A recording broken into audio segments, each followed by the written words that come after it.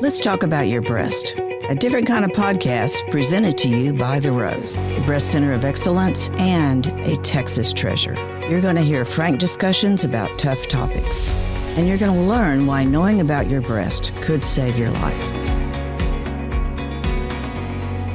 Today, we have with us Dr. Dixie Melillo, the one, the only, the world-famous surgeon, and the co-founder of The Rose. And we're here today to celebrate our 39th birthday. Dixie, do you realize you were 39 years old when we started this thing? Yeah. I mean, I was thinking I was like 36 something, yeah. But 39 is a very special year. This is like half our life we've been half doing our this. life, I know, we've been doing this. So, thank you for all that you've done over these last few years.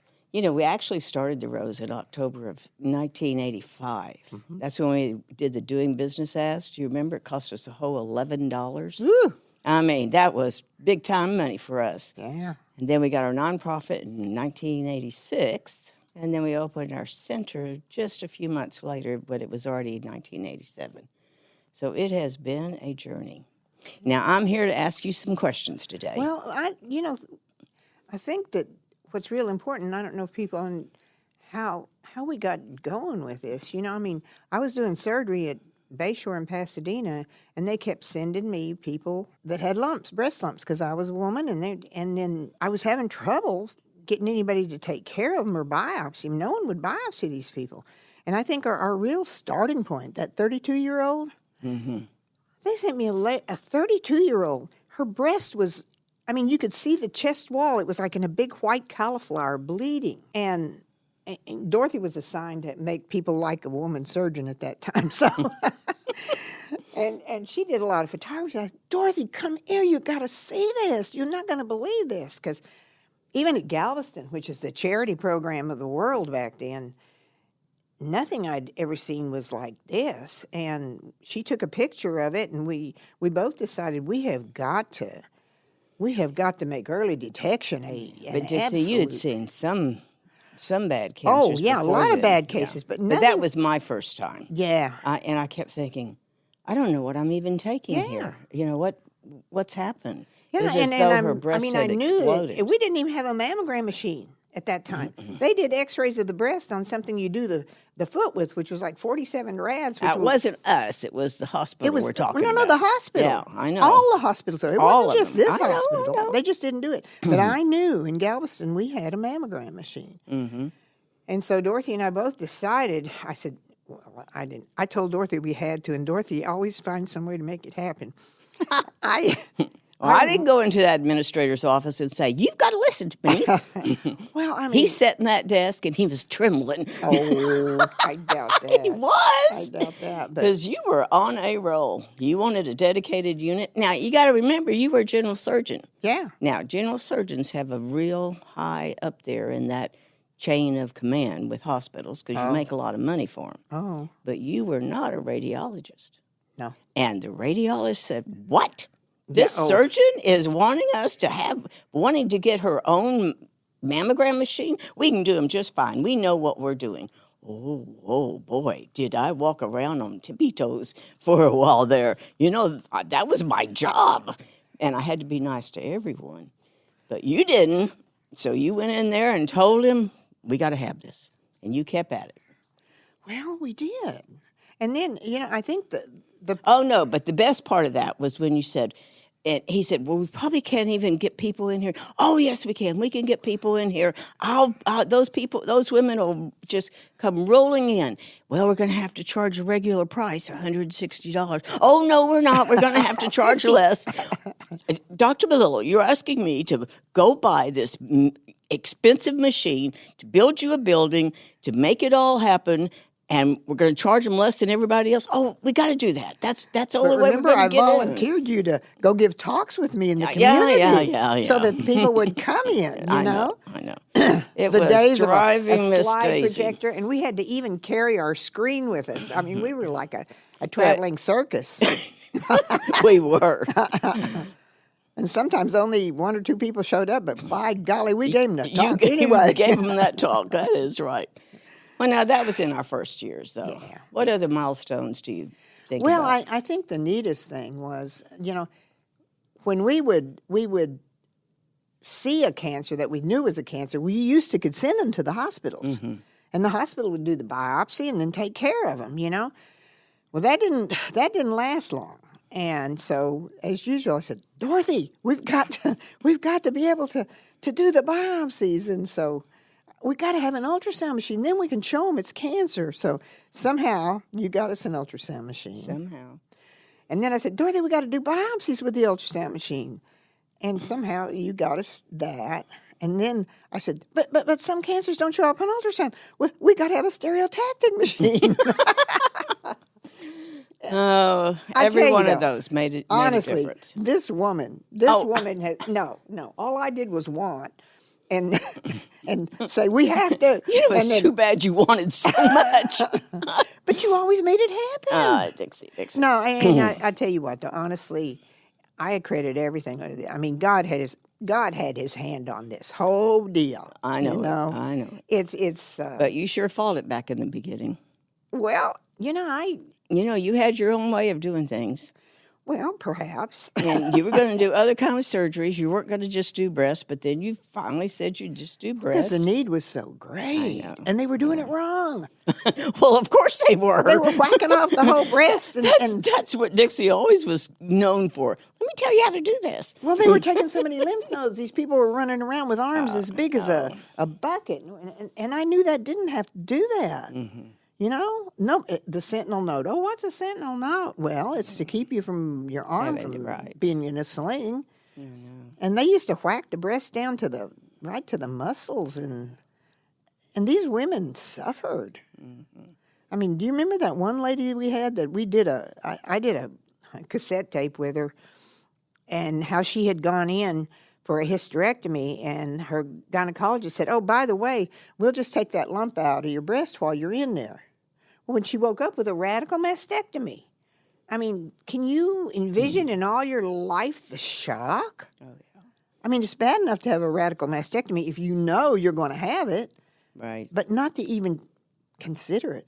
And I took care of her and her daughters for years and years and years later. I know. But do you remember you asked her, how are you really doing?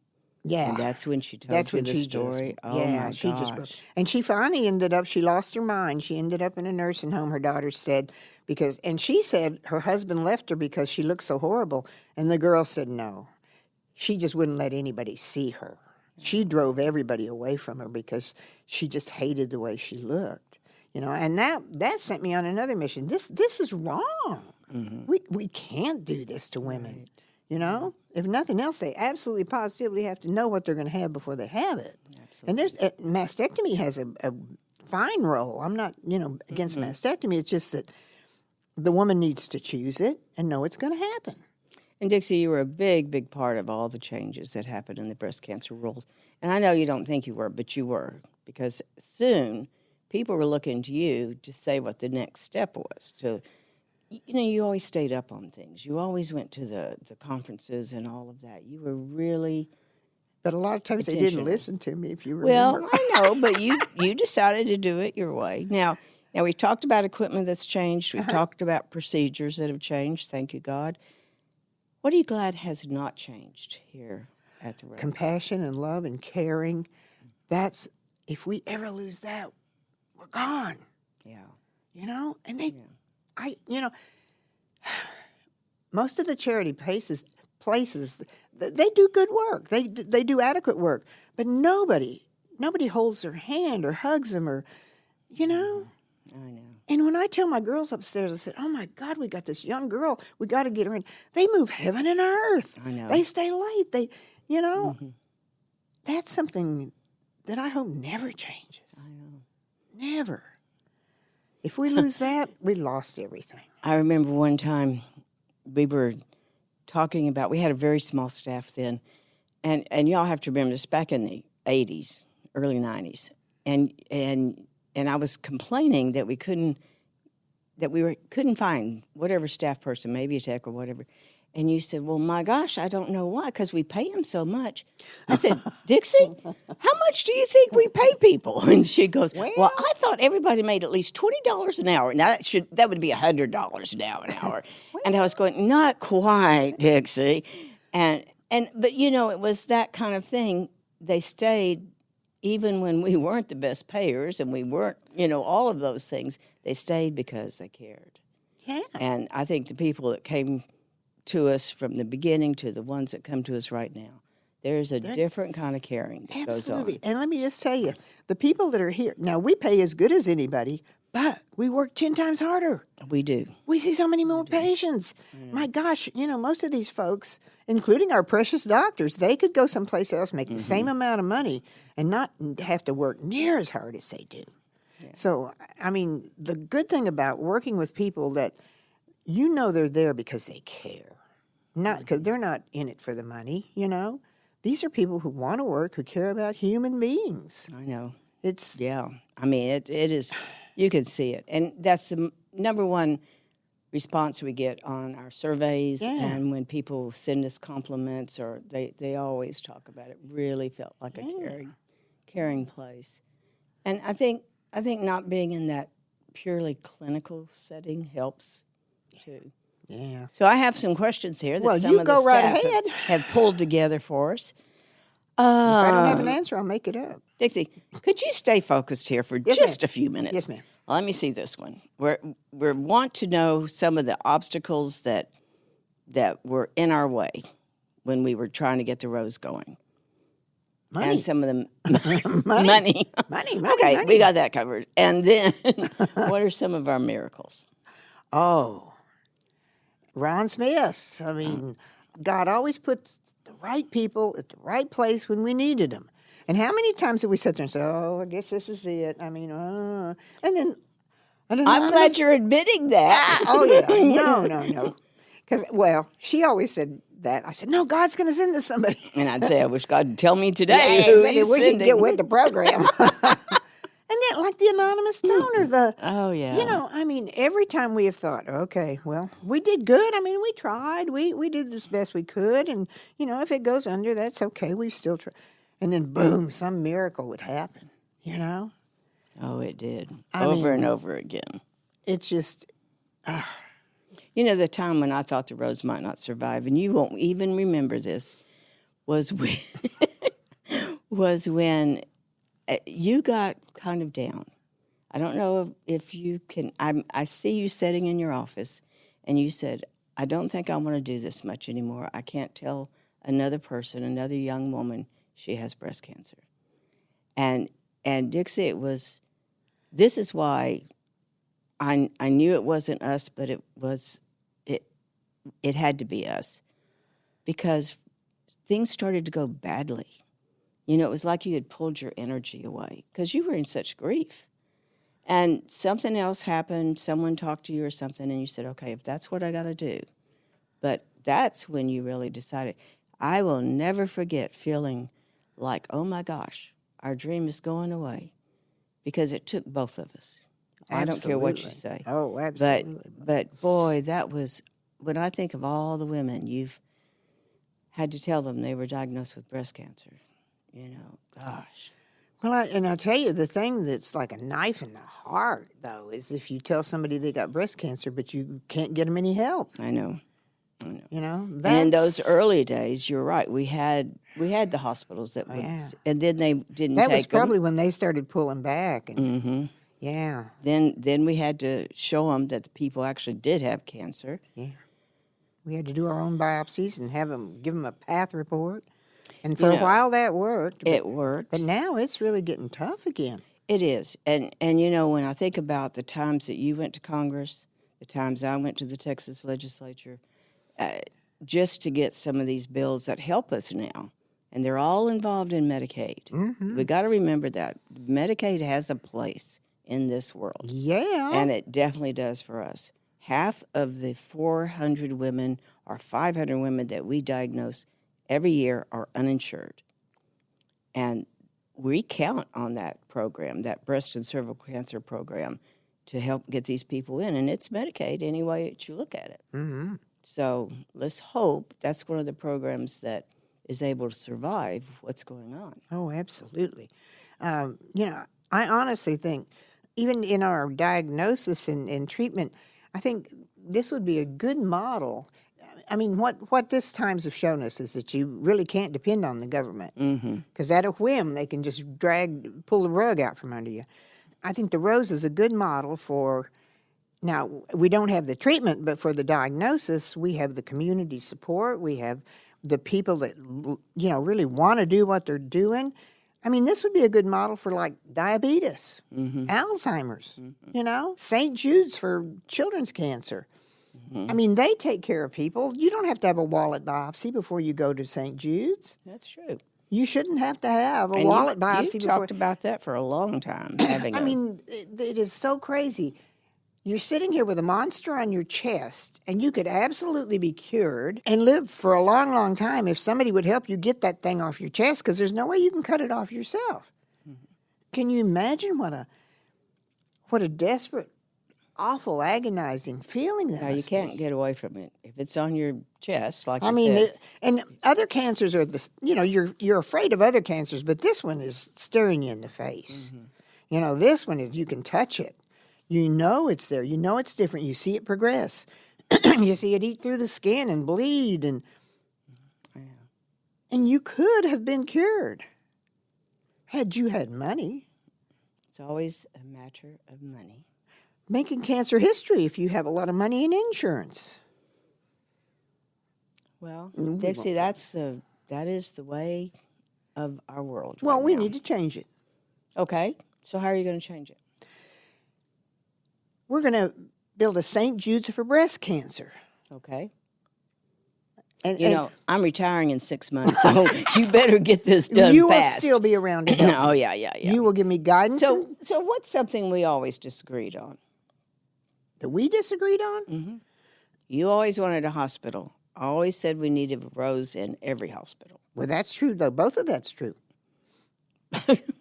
Dixie, this has been our number one disagreement for our entire relationship. No, I knew you'd come around. No. Lord help me. Well, it wasn't the right time. All right, wait. We're gonna go back to our questions here. Okay. What story about a donor or a volunteer still moves you to today?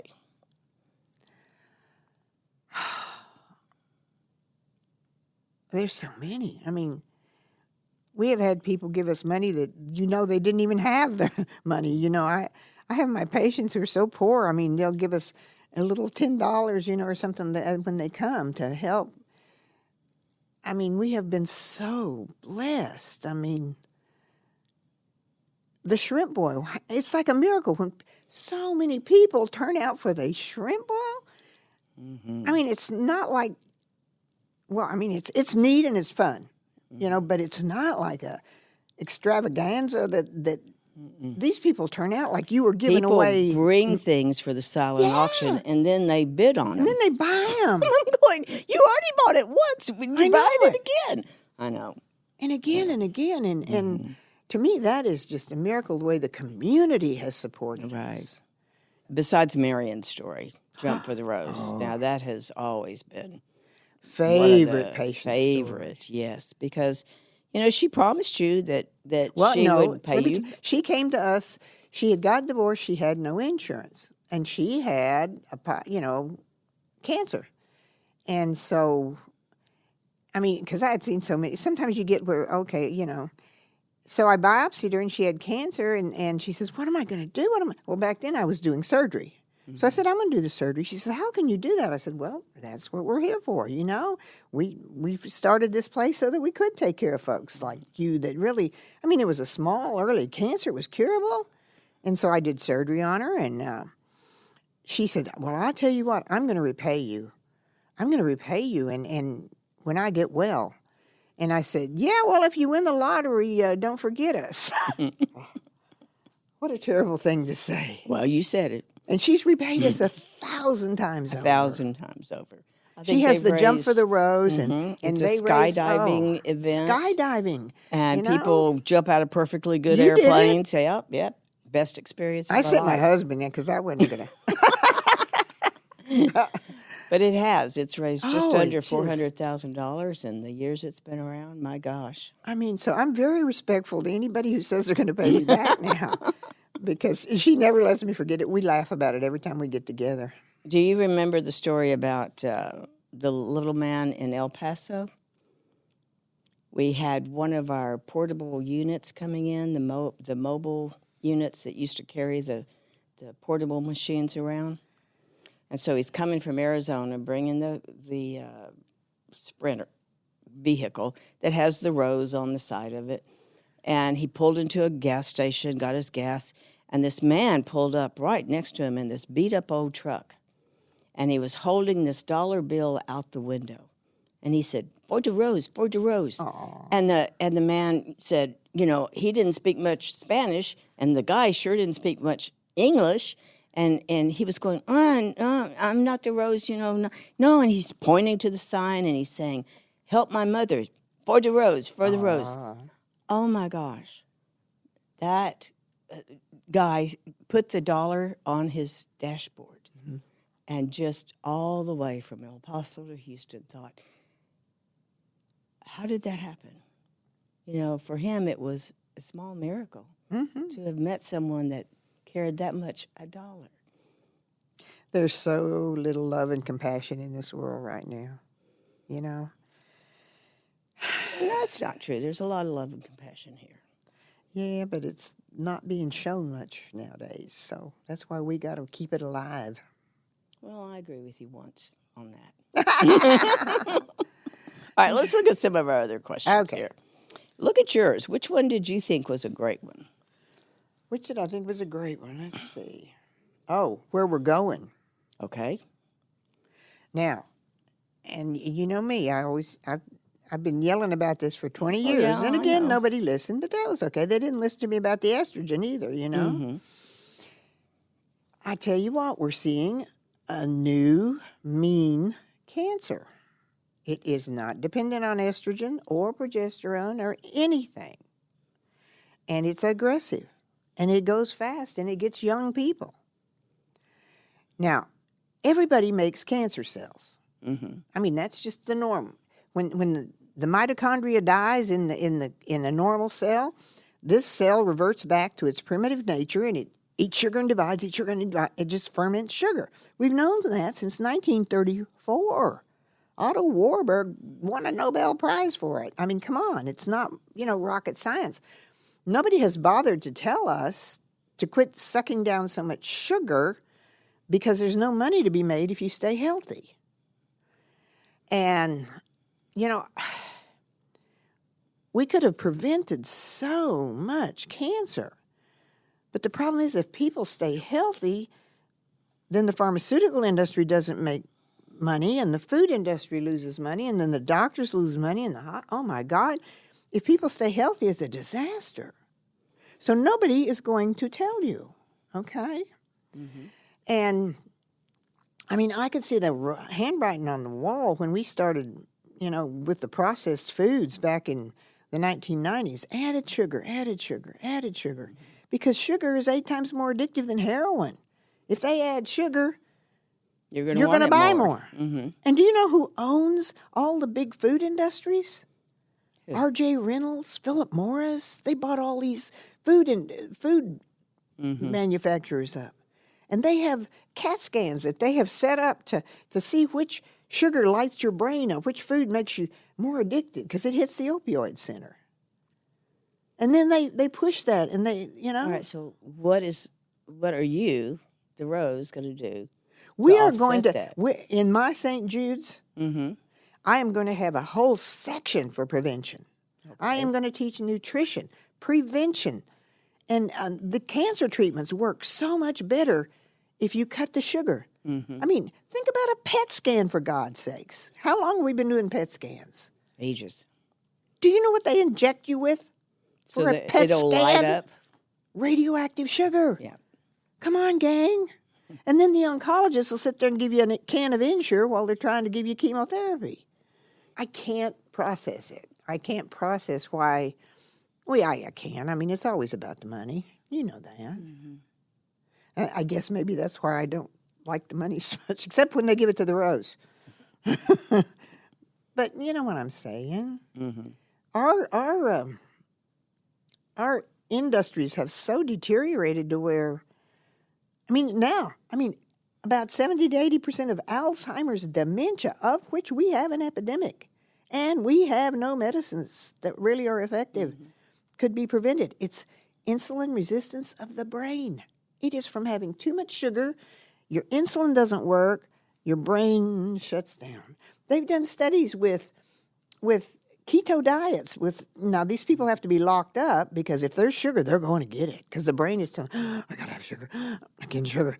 Well, they put them on a keto diet Dale Bresnick did this, and their brains start to light up in brain scans. Wow. Why is this not being shouted from the rooftops? Money. But you know me. Money doesn't impress me. I know. So I'm shouting from the rooftops. Good. Cut it out. Good. No, but that's going to be a big section is prevention. My hospital is going to teach prevention. It's going to get out there and show prevention. We're going to... Will you research? Absolutely. We have research. Oh, absolutely.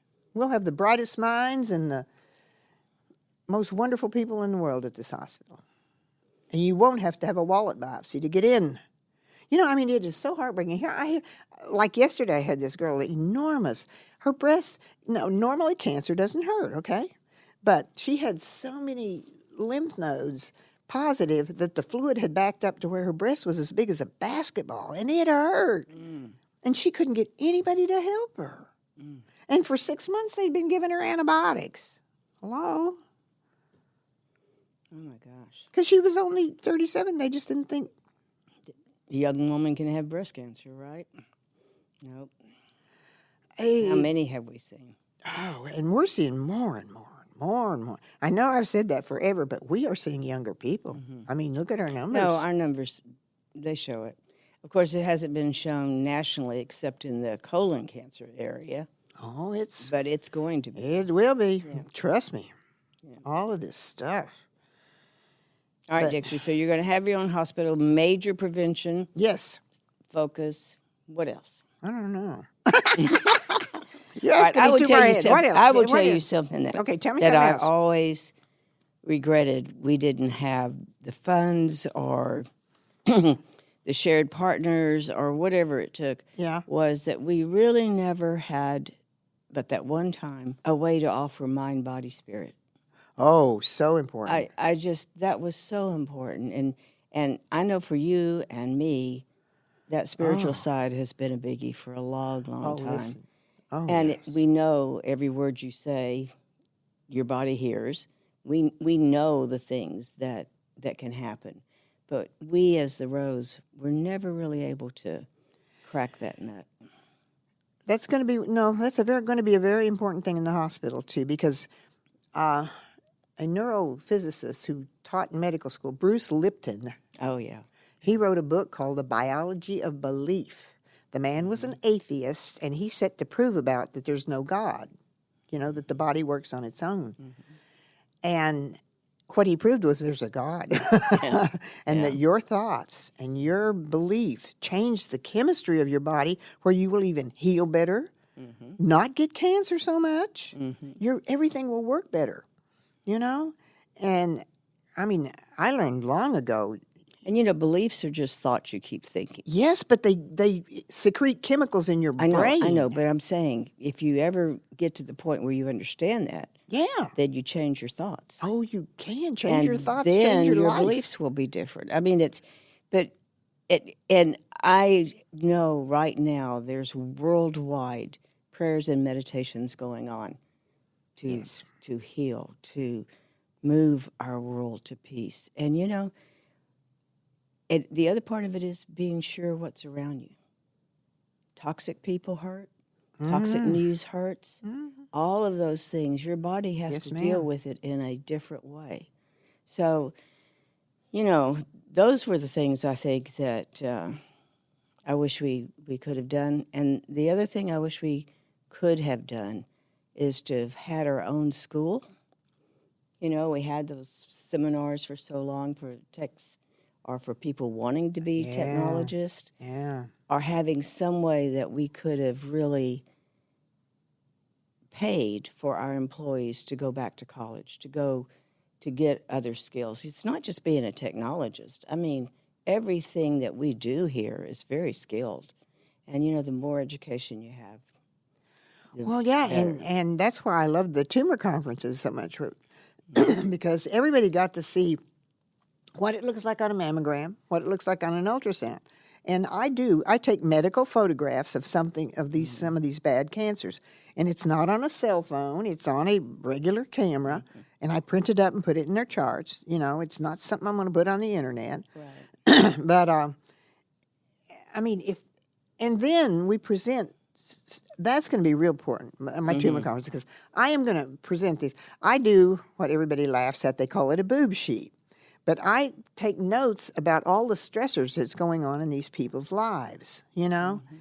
And to present these people as humans, they're not just number so-and-so, PID so-and-so, but this is a woman who's battling, you know, whose husband left her, who's, you know, and I want the people at work here, because I think it would be so much more encouraging and they'd understand why. Sometimes people are mean because they're scared.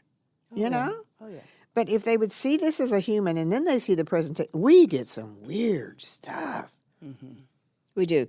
I mean, every radiologist that's ever worked for us said, I've never seen this kind of never pathology. seen this stuff. But, you know, where else do they go? They come here. So anything else you wish we could have done that you intend to do now? Oh. You know, I am really satisfied with what we've done. I really, really, I think it's been a miracle. It has. You know, I mean, I sometimes I wake up and I can't believe that, you know, and everybody says, why don't you take vacation? And I go, what's that? You know, No, I believe in vacations. the only time I've had days off in the last year since the pandemic is when I got my cataracts fixed. I would rather be here than any place in the world. I love these people. I know. You know, I've been everywhere. I don't need to see nothing. I don't need no stinking That's a way. vacation. I need vacations. Well, you just do. to No, that's good. Stop That's for a good. little bit, but I don't need to go anywhere. But these people energize me. They keep me going, you know? All right, Dixie, we're celebrating 39 years. Yes, we are. And it's been a wonderful 39 years. It has. And the next 39 is going to be just as good. All right.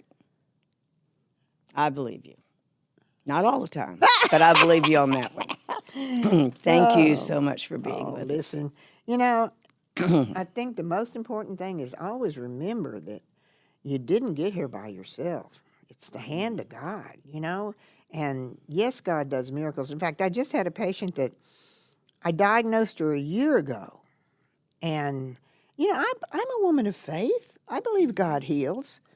Well, she didn't do nothing about it for a whole year. Well, now she's in deep doo-doo, you know? I mean, she's in trouble. And she says, well, I thought God was going to heal me. Well, sometimes God sends you a surgeon and a radiologist, and sometimes God works through people. Right. You know? I want to be the hole in the flute that the Holy Spirit blows through. I want to be, you know, when I look back at my life, and everybody laughs at me, but I'm such a little old simple country girl, you know? I mean, the things that have happened to me can only be the hand of God. I mean, my dad has a high school education. My mom dropped out in the 8th grade. I got pregnant when I was 16, kicked out of high school, and God thinks it's funny to take a person like that and make a doctor out of him, you know? That's the hand of God. How would I get to there from here? Well, I could agree with some of that, but Dixie, you had your own way, and you had your own motivation. He motivated me. I think the love of other people motivated you. Well, but God is love. I know, I'm not arguing that. But I mean, when I look back, I just say, I'm not believing. And then they name a school after you? Oh, my gosh. That, to me, every time I go to that school, it's like, what were they thinking? You know? And that's a miracle, you know? I mean, all of the things that, now, most of the awards that I've gotten were set up by you. No, they weren't. Yeah, Just you that put first my one. name in for this and that and the other, you know. And I appreciate that. Oh, man. Texas Women's Hall of Fame, good grief, you know. Oh, yeah. Melillo, little Dixie Henry was But, you know, but that also is the hand of God, because it gives me the credibility that people will listen to what he wants done. Yeah. So I'm always grateful. I am so grateful that he likes me. I have a big sign in my office that says, Jesus loves you, but I'm his favorite. Oh. But no, we're so blessed. We are just incredibly blessed. And that's why till my last breath, I am going to try to help these people. I understand. You know? I mean, to retire, you got to be tired before you retire. I don't agree with and that. I'm not tired, so I can't. I'm not tired either. No, Oh, Dixie. you'll be in there helping me. I know you will. You know, now the main thing I'm looking forward to is being able to say what I want to say without worrying it's going to hurt the rose. Oh, yeah. Because I have some very strong opinions about women's health, how it has to be done better, and I can't do those things when I'm CEO of the Rose. Oh, I just go ahead and do them anyway. Well, you're not CEO of the Rose. I keep trying to tell you this. All right, Dixie, we're gonna wind this podcast up, and thank you again for being with us and for being such a legend. You know, you've left an incredible legacy, but there will never be another Dixie Melillo. No, Lord. Never. Thank you. There'll never be another Dorothy Wesley. Well, I don't know. They'll find them. I got to keep up with your names. All right, dear. All right. Well, I love you. I love know you. you'll have your hand right in there helping me. When When you want to. I want if you to. want to. Yeah. Yeah. But I'm going to keep at it till the end. Good. Till he calls me home. Good. And I mean, I'm ready anytime. Beam me up, Scotty, because this place is crazy. But he keeps making me stay here. I know. He keeps me perfectly healthy so he can work me to death. I mean, I see the plan. So I'll be here. I know. All right. All We're right. going to wind up this podcast. Thank everyone for listening, and happy birthday to the Rose. Happy birthday, Rose. Thank you for joining us today on Let's Talk About Your Breasts. This podcast is produced by Speak Podcasting and brought to you by The Rose. Visit therose.org to learn more about our organization. Subscribe to our podcast, share episodes with friends, and join the conversation on social media using hashtag Let's Talk About Your Breasts. We welcome your feedback and suggestions. Consider supporting The Rose. Your gift can make the difference to a person in need. And remember, self-care is not selfish. It's essential.